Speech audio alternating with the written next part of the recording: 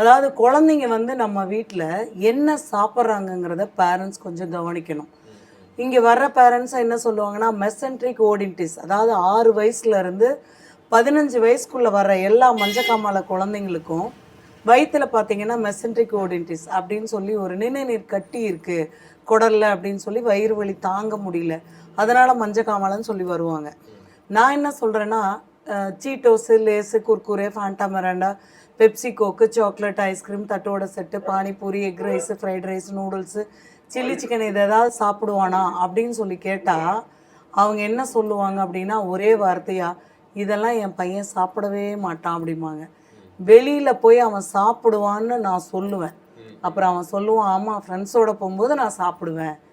வீட்டில் என்ன பண்ணுறாங்க, வெளியில் என்ன பண்ணுறாங்கன்னு முதல்ல குழந்தைங்கள கவனிக்கணும். 1. 2வது, முதல்ல இட்லி தோசையை நம்ம அவாய்ட் பண்ணணும். அதாவது அந்த காலத்தில் நம்ம என்ன சாப்பிட்டோம், அந்த காலம்னு ஏன் போகணும். ஒரு 20 வருஷத்துக்கு முன்னாடி இவ்வளோ இட்லி தோசை கிடையாது. வாரத்துக்கு ஒரு நாள் அந்த ஞாயிற்றுக்கிழமை கறி குழம்பு வைக்கிற அன்னைக்கு இட்லி தோசை வைப்பாங்க. அதாவது கண்டிப்பா இது வந்து பண்டிகை கால உணவுகள்.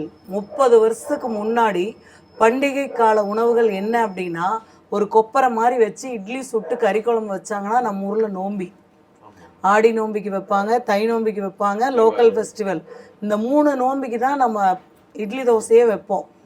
இட்லி தோசையை எப்போ பார்த்தாலும் அதுவே காலையில், மத்தியானம் அதுவே லஞ்சு சாப்பாடு, அதுவே நைட்டில் வந்து பூரி பொங்கலாக மாறுது. இப்படியே நம்ம சாப்பிட்டுட்டு இருந்தோம்னா நம்ம உடம்பு ரொம்ப, யாருமே இன்றைக்கி சுவிட்சு போட்டால் மாவு அதுவே வளையலைன்னு வெளியில் மாவு வாங்கி தோசை சுடுறோம், அதுவும் முடியலன்னு ஹோட்டலில் வாங்கி சாப்பிட்றோம். இதெல்லாம் ஆரோக்கியமா சொல்லுங்கள். அதாவது நோய் வருதுன்னா ஏன் நோய் வருது அதை யோசிங்க. இப்போ இந்த வீட்டில் நான் வந்து 30 வருஷம் ஆச்சு. அதுக்கு முன்னாடி இருந்தவங்களுக்கும் சரி, இங்கே யாருக்குமே பிபி, சுகரு, கொலஸ்ட்ராலு எதுவுமே இல்லை. அவங்களுக்கெல்லாம் எல்லாருமே நல்லா ஆரோக்கியமாக இருந்தாங்க. இப்போ இருக்கிறவங்களும் இந்த வீட்டில் ஆரோக்கியமாக தான் இருக்காங்க.